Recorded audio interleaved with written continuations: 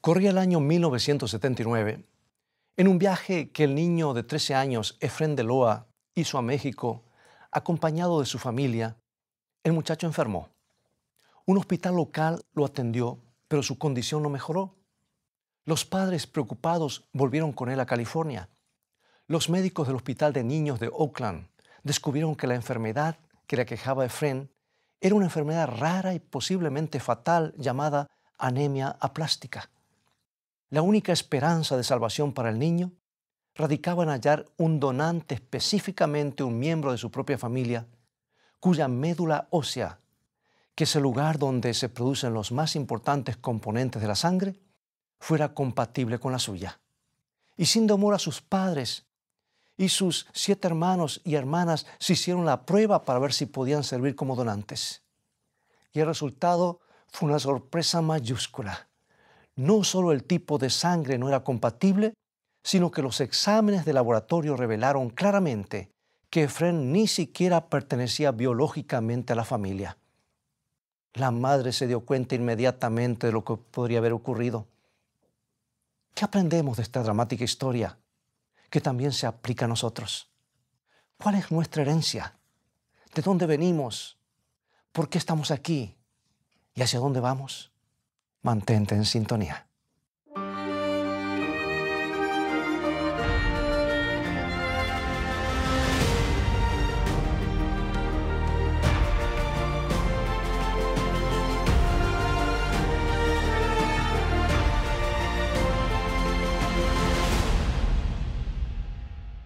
Resulta que 14 años atrás, la señora de Loa tuvo a su bebé en un hospital de Mexicali.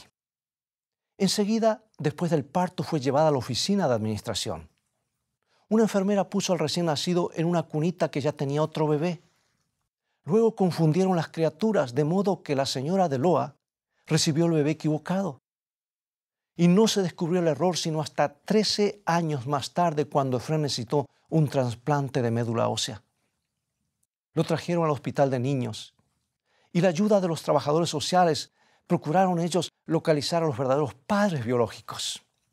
Un periódico de Mexicali publicó varios avisos y artículos describiendo la búsqueda. 5 días después que aparecieron, se pudo ubicar a los verdaderos padres. Las madres se abrazaron y por primera vez cada una de ellas pudo conocer a su verdadero hijo, al que ambas no habían visto en todos estos años. Y ahora que había sangre compatible, Efrén salvó su vida. Yo pregunto, ¿podemos vernos reflejados nosotros mismos en este relato? El problema que afrontaba Efrén es el mismo que tú y yo debemos resolver. Todos los habitantes de este mundo nos perdimos al nacer. De hecho, aún antes que naciéramos, toda la raza humana se perdió allá en el jardín del Edén. Como recordarás, en el comienzo Dios creó la familia humana para que sus miembros gozaran de plena comunión con Él. Adán y Eva debían elegir si estaban dispuestos a cumplir las condiciones de esa relación. Trágicamente abandonaron a su Creador, lanzándose a sí mismos y a sus descendientes en el camino de la muerte y la perdición. Es posible que pienses que eso no es justo y digas, ¿por qué tengo que sufrir yo por causa de lo que hicieron Adán y Eva? Desgraciadamente, el hecho es que todo lo que los padres hacen afecta el bienestar de sus hijos. Las semillas que siembran producen una cosecha que se manifiesta para bien o para mal en las generaciones venideras.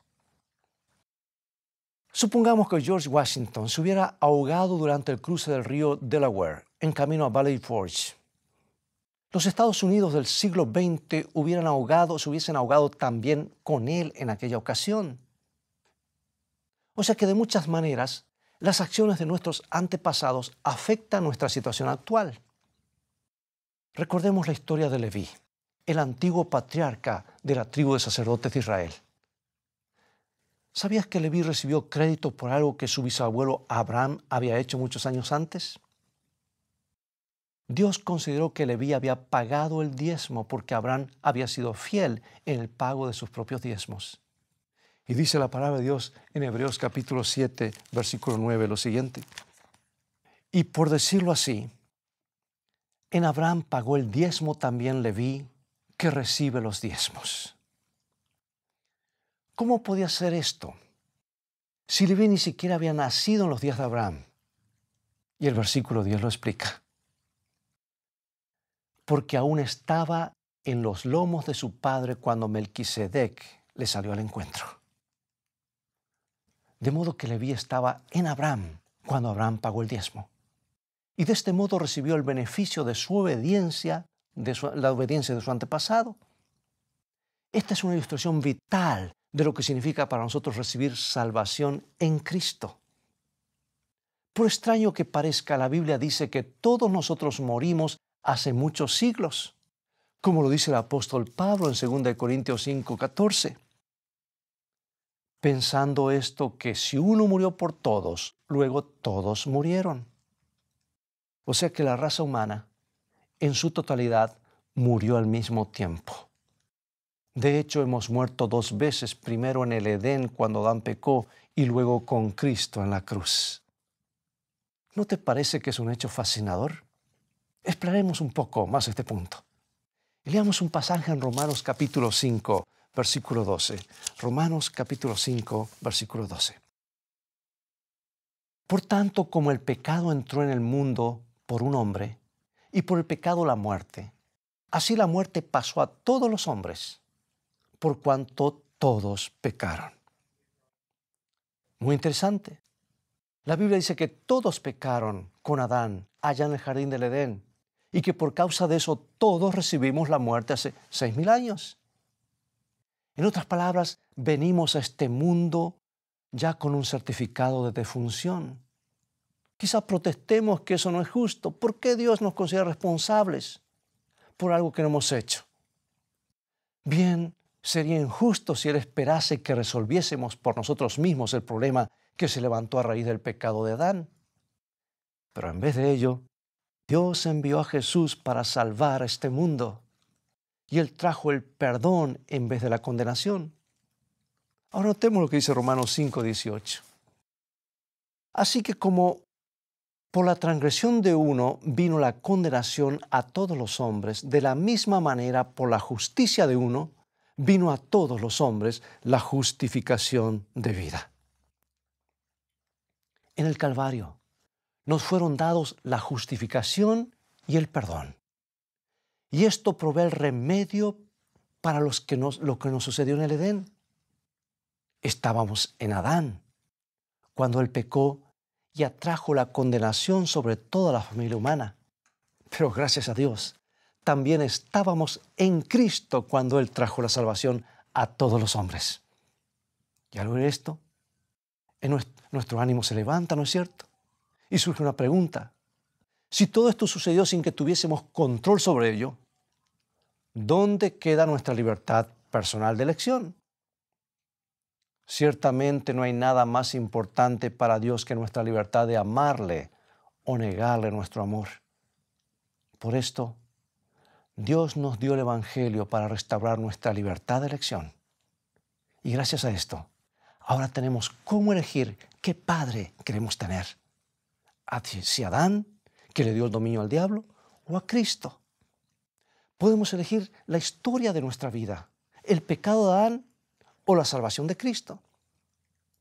Nuestra libertad llega al punto de permitirnos escoger el veredicto de nuestro juicio final, la condenación de Adán o la justificación de Cristo. Oh, quisiera que tuviésemos tiempo disponible para hablar de lo que significa para nosotros la sangre de Jesucristo. Tal vez tú has comenzado a sentir la necesidad de comprender este tema en la forma más sencilla. Por eso es que te recomendamos los estudios bíblicos al final de nuestro programa. Allí hay mucho material. Pero la pregunta es, ¿cómo podemos aceptar la nueva vida que Jesús ofrece? ¿Cómo podemos nacer de nuevo? Hace mucho tiempo, en la antigua ciudad de Jerusalén, un hombre llamado Nicodemo hizo esta misma pregunta. Siempre había sido un hombre bueno, un devoto y fiel miembro del Concilio o Asamblea Nacional de los Judíos. Sin embargo, a pesar de su sinceridad y su piedad, Nicodemo había llegado a sentirse extrañamente inquieto acerca de su espiritualidad. ¿Qué le causaba esos pensamientos inquietantes? Bueno, sucede que había llegado a Jerusalén un joven carpintero de la región montañosa de Galilea. Se rumoreaba que podía hacer milagros, aún transformar el agua en vino. Y muchos del pueblo se habían sentido impresionados. Pero los dirigentes religiosos no habían demostrado nada de interés por él, ni habían demorado en rechazarlo. A él y a su banda de pescadores que lo acompañaban, llamándolos fanáticos e ignorantes. Pero después de un incidente que sucedió en el templo, las expresiones de ridículo y rechazo se transformaron en furia homicida. Jesús, afirmando que hablaba en nombre de su Padre Celestial, echó del sagrado lugar a los codiciosos cambiadores de monedas y vendedores de ganado. Nicodemo no se unió con sus colegas para rechazar el ministerio de Jesús. Por mucho tiempo se había sentido preocupado por lo que estaba sucediendo en el templo. Ese lugar necesitaba ser limpiado y rejuvenecido. Y la divina autoridad que Cristo desplegó impresionó a Nicodemo. Se preguntaba si de algún modo su propia vida no podría ser bendecida por Jesús. ¿No sería profeta este joven carpintero? Y Nicodemo se dispuso a hacer las averiguaciones necesarias. Y como no se atrevía a ser visto en público con Jesús, decidió visitarlo de noche y en secreto.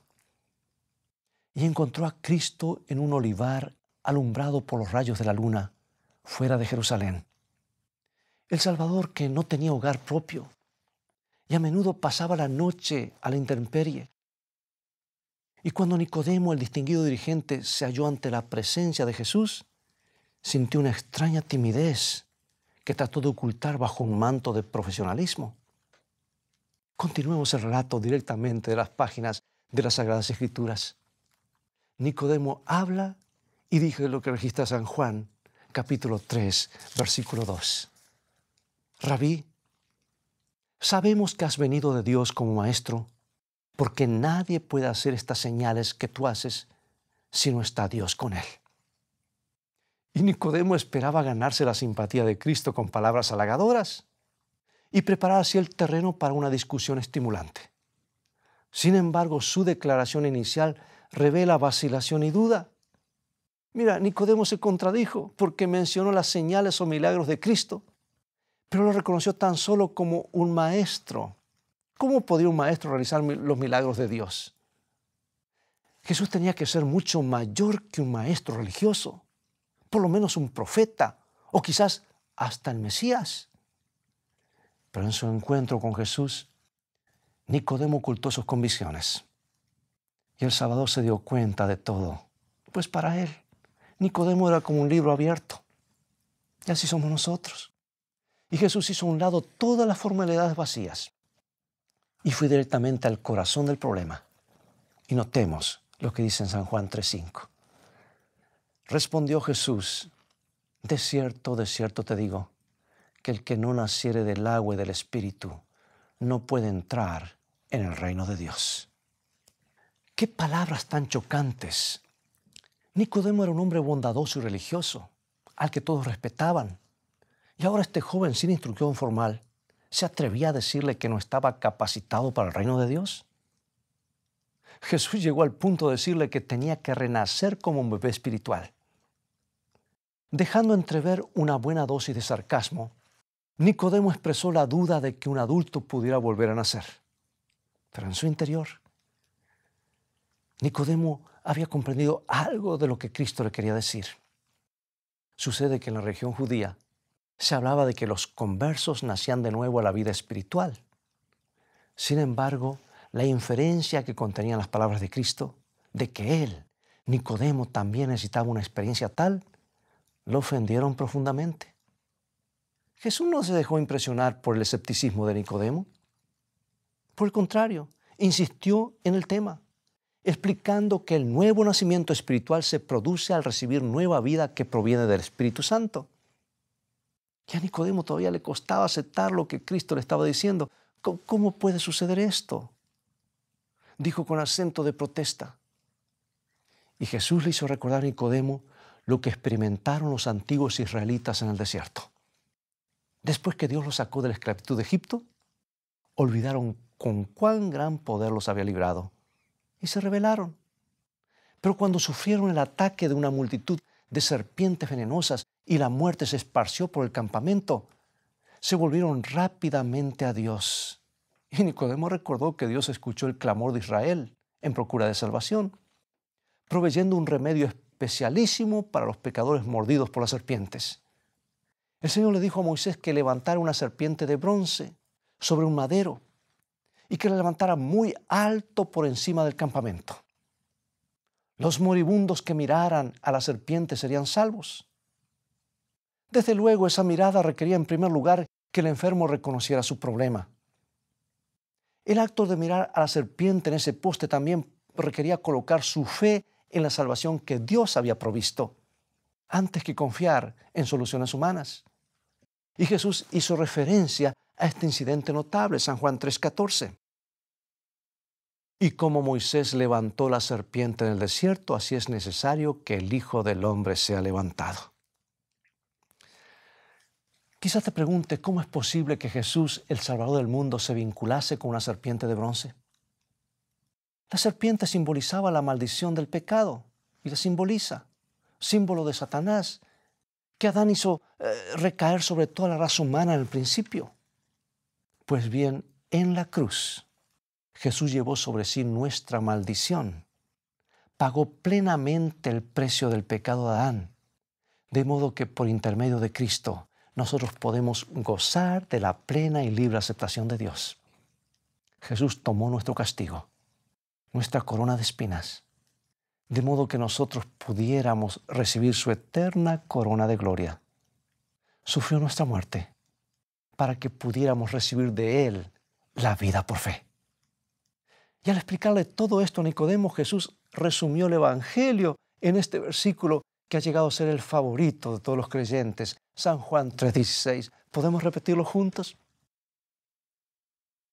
Porque de tal manera amó Dios al mundo, que ha dado a su Hijo unigénito, para que todo aquel que en Él cree no se pierda, mas tenga vida eterna.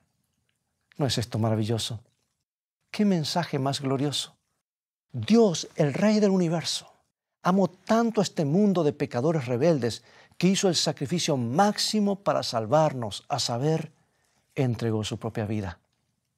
Y como resultado, todos nosotros, no importa quiénes seamos o qué hayamos hecho, todos los que elijamos confiarle nuestra vida, podremos escapar de la muerte eterna y gozar la vida con Él para siempre. Así es como el hecho de creer en Jesús hace posible que nosotros experimentemos el nuevo nacimiento, la salvación, la nueva vida. Ahora llegan a ser nuestras cuando recibimos el sacrificio de Cristo y nos lo apropiamos. En otras palabras, nacimos en este mundo para morir para siempre y Jesús nos invita a nacer de nuevo para vivir para siempre. Y Nicodemo volvió a su hogar sumido en los pensamientos que le provocó su encuentro nocturno con Jesús. Y durante meses decidió repasar esas verdades conmovedoras. Finalmente, el mismo día en que se cumplió la predicción de Cristo relativa a su muerte, el distinguido dirigente judío hizo su decisión en el Calvario. Amigo y amiga, ¿cuál es tu situación? Recuerda que todos nosotros estamos involucrados en los sucesos de la cruz. Nuestra decisión de aceptar a Jesús es un paso serio, un asunto de vida o muerte. Notemos esta expresión bíblica, San Juan 3:18. El que en Él cree no es condenado, pero el que no cree ya ha sido condenado porque no ha creído en el nombre del unigénito Hijo de Dios. En Cristo no hay condenación. Llegamos a ser hijos de Dios, aceptados en su reino como ciudadanos del cielo. Y este nuevo nacimiento espiritual requiere plena entrega personal, un profundo cambio en la manera de vivir. Abandonamos los necios pecados del mundo y hallamos ahora contentamiento en Jesús. Y esta es la obra del arrepentimiento, que es un elemento vital de la fe en Cristo. Prepara el camino para que el poder de Cristo venza el pecado en nuestras vidas. En la hora de la tentación, podemos ser más que vencedores, obteniendo la victoria en Jesús. Y todo esto se hace posible si nacemos de nuevo. A esta experiencia se la compara también con el acto de recibir un nuevo corazón. Dan Creinert, de 18 años de edad, tenía un solo anhelo al acercarse a la Navidad del año 1980, a saber, recibir un nuevo corazón. Sin él, los médicos le daban menos de un año para vivir. Pero la situación se hizo aún más crítica cuando Dan sufrió un ataque cardíaco. Los médicos del Centro Médico de la Universidad de Stanford lo pusieron a la cabeza de la lista de trasplantes de corazón. Sus compañeros y amigos de la ciudad de Napa, California, donde Dan vivía, ayudaron a reunir el dinero para la operación. Pero 3 días antes de Navidad, no había aparecido ningún corazón apropiado. La familia, entonces, salió de Palo Alto, California, donde habían estado esperando de regreso a Napa, donde pasaría la Navidad sin festejos ni celebraciones. Y justamente 5 minutos después que Dan y sus padres habían salido, el hospital recibió la noticia de que había un corazón en camino y que Dan debía volver inmediatamente al centro médico. Como no los pudieron ubicar, el hospital pronunció un ultimátum. Si no podía llegar antes de las 4:30 de la tarde, el corazón tendría que serle asignado a alguien más. Se le pidió a la policía que procurara interceptar a la familia en la carretera, pero sus intentos de ubicarlos parecieron infructuosos. Pero el momento que llegaron a la casa, en Napa, un policía local les dio la noticia. Y con las luces destellantes y la sirena ululando por momentos, Dan y su madre fueron llevados al aeropuerto de Napa, donde subieron a un avión de alquiler. En Palo Alto, una ambulancia los esperaba para llevarlos al centro médico de Stanford. ¿Qué hora era cuando llegaron? Las 4:25 de la tarde. Justamente 5 minutos antes de que Dan perdiera la posibilidad de recibir un nuevo corazón. Amigo y amiga, en este incidente hay un paralelo que debemos aplicar a nuestro propio caso en lo que se refiere a nuestra aceptación de Jesucristo. El tiempo es un factor, porque se acerca rápidamente a su fin. Hoy es el día de salvación. ¿Por qué te detienes? Amigo, amiga, te insto a que abras hoy mismo tu corazón a Jesús. Acompáñame a orar. Padre nuestro, gracias por tu amor salvador por nosotros en Cristo Jesús. Adán escogió la muerte. Por eso todos los seres humanos estamos sujetos a ella. Escogió el pecado, de modo que cada uno de nosotros nace como pecador. Pero te agradecemos, Señor, porque no nos dejaste impotentes y sin esperanza. Concédenos hoy mismo este nuevo corazón, ese nuevo nacimiento a la vida espiritual. Te lo pedimos en el nombre de Jesús. Amén.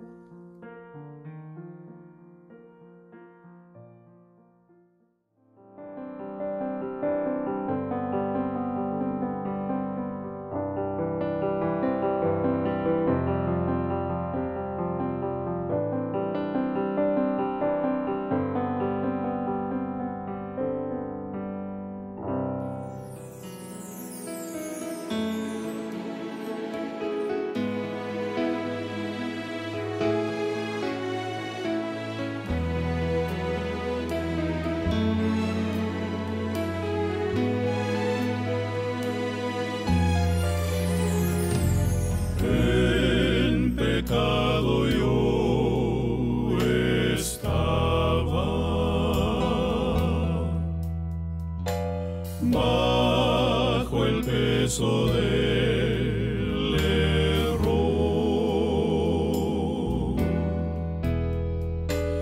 mas la mano de mi Cristo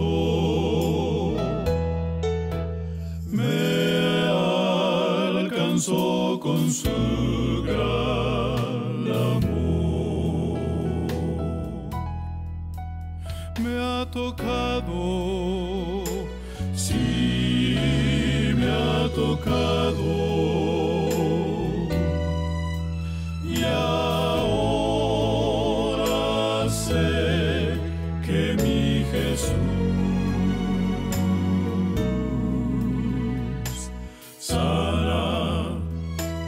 salva y pronto vendrá. Mi Cristo tocó mi ser. Desde que a Jesús yo vine, con su sangre me limpió. Él jamás dejó de amarme, y yo por siempre le amaré. Me ha tocado, sí, me ha tocado, y ahora sé que mi Jesús sana, salva y pronto vendrá. Mi Cristo tocó mi ser.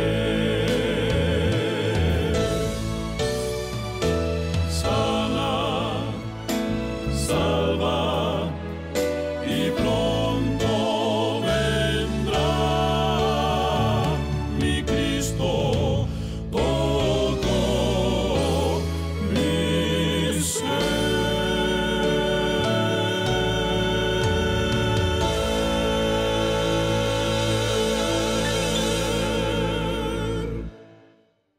Amigo y amiga, es todo el tiempo que tenemos por hoy y ha llegado el momento de despedirnos. Espero que el tema de hoy haya sido una bendición en tu vida. Te invito a continuar estudiando. Visítanos en nuestro sitio de internet escritoestá.tv, donde podrás ver nuevamente este programa y obtener una variedad de estudios bíblicos. Dios te bendiga y recuerda, escrito está, no solo de pan vivirá el hombre, sino de toda palabra que sale de la boca de Dios.